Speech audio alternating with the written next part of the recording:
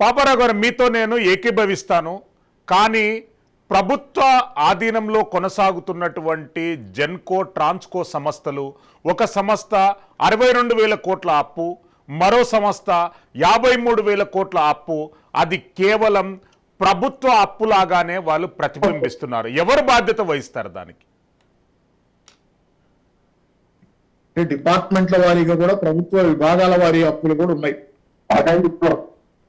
వివిధ విభాగాలు, వివిధ ప్రభుత్వ శాఖలు కట్టాల్సినటువంటి బకాయిలు ఉన్నాయి, అవి కూడా ఉన్నాయి దీనిలో. దాంతో పాటుగా ఏంటంటే మీకు కేంద్ర ప్రభుత్వ శాఖలు కట్టాల్సిన బకాయిలు కూడా 700 కోట్ల రూపాయల పైన దానిలో మీకు లెక్క కనపడుతుంది. ఎందుకంటే దీనిలో ఎవరు మినహాయింపు కాదు. ప్రభుత్వ విభాగాలు బకాయిలు పట్టడం, తర్వాత ఎప్పుడో మెల్లగా వసూలు అవటం, ఇవన్నీ అన్ని చోట్ల జరుగుతున్నాయి. మంచిగా నేను చెప్పటల్లా, అన్ని చోట్ల జరుగుతున్న వ్యవహారం. అయితే నేను చెప్పేది ఒకటి, ఓవరాల్ గా కేంద్ర ప్రభుత్వం తెచ్చినటువంటి ఒక విధానం ఏదైతే డిస్కమ్లకి సంబంధించిన విధానం ఉందో, డిస్కమ్లు అప్పుల్లో ఉండకూడదు అనే దాని వెనక, డిస్కమ్లకు అప్పులు ఉన్నాయని ఈ ప్రచారం మొత్తం వెనక, సరే ఇప్పుడు ఈ డిబేట్ లో దీని మిగతా టీఆర్ఎస్ గవర్నమెంట్, కాంగ్రెస్ గవర్నమెంట్ కాసేపు పక్కన పెడితే, ఈ వ్యవహారం అంతటి వెనక ఉన్నది ఏంటంటే విద్యుత్ రంగాన్ని కమర్షియలైజ్ చేయాలనే ఆలోచన, మీటర్లు బిగించాలనే ఆలోచన. తద్వారా ప్రీ ఛార్జ్ అంటే మనం రీఛార్జ్ కార్డు ప్రీ ఉంటుంది కదా, మన ప్రీపెయిడ్ ఫోన్ లాగా, పోస్ట్ పెయిడ్ వేరు. పోస్ట్ పెయిడ్ ఇన్నాళ్ళు నడుస్తున్న విద్యుత్ పద్ధతి వాడుకుంటాం, కడతాం, తర్వాత నెల బిల్లు వస్తాయి. ఇప్పుడు అలా కాకుండా ముందు ముందు నష్టాలను నివారించే పేరిట, బకాయిల్ని అవాయిడ్ చేసే పేరిట రీఛార్జ్ లాగా ఎప్పటికప్పుడు మనం రీఛార్జ్ చేసుకుంటే ఆ రీఛార్జ్ మేరకు అయిపోగానే మళ్ళీ కరెంటు పోతుంది ఇంట్లో, ప్రీపెయిడ్ లాగా. ఈ ప్రతిపాదనలు తెచ్చే దానిలో భాగంగా జరుగుతున్న దాడుల్లో ఇది ఒకటి. అవినీతి అంటే టీఆర్ఎస్ చేసినా, కాంగ్రెస్ చేసినా, దీనిలో ఎక్కడ అవినీతి జరిగినా ఖచ్చితంగా ఖండించాల్సింది.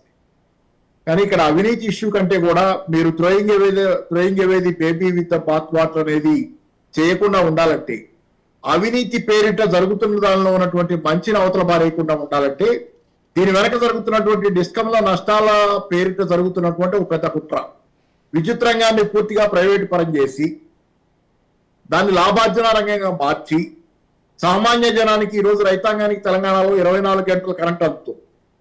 సరే, ఇందాక మీరు పంపిన దీనిలో బ్రీఫ్ ప్రకారం 19.2 గంటలు అనుకుంటే అందుతుంది, 24 గంటలు కాకుండా. ఏదేమైనా కానీ 24 గంటల విద్యుత్ అనేది ఒకటి ఉంది. ఇట్లాంటి ఫెసిలిటీస్ అన్ని తీసేసి పొలాల్లో మీటర్లు బిగించి 24 గంటల ఉచిత విద్యుత్ అది మేము మర్చిపోకూడదు. ఏంటంటే కొన్ని ప్రజాహితమైన వాటిని మీరు డబ్బులతో కొలవలేరు. సబ్సిడీలు ఇవ్వాలి, రాయితీలు ఇవ్వాలి, బేసిక్స్ కొన్ని.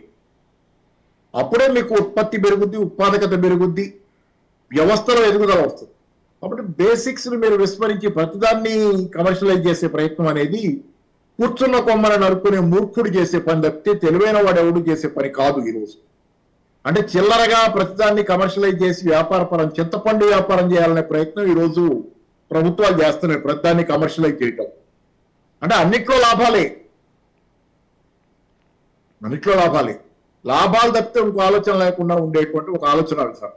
అందులో కూడా కోటాను కోట్ల మంది పేద ప్రజానీకం ఏ రోజుకు ఆ రోజు కూలి డబ్బులు తెచ్చుకుని బతికే జనాలు ఉన్న దేశంలో మీరు ప్రీపెయిడ్లు, రీఛార్జ్లు, ఎన్ని తెచ్చే మీటర్లు బిగించడం, ఎన్ని తెచ్చే ప్రయత్నం అనేది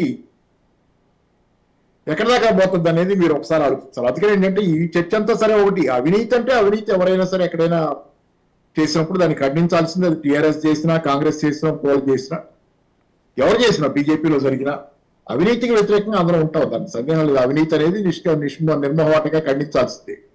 కానీ దీని వెనక జరుగుతున్న ఒక కుట్ర, ఈ చర్చ అంతా ఎక్కడికి దారి తీస్తుంటే అంతిమంగా ఇదంతా ఇలా జరుగుతుంది కాబట్టి మొత్తం దీన్ని ప్రైవేట్ వాళ్ళకి ఇచ్చేసి ప్రీపెయిడ్ పెడితే కనుక ఎవడికి ఎగ్గొట్టలేడు.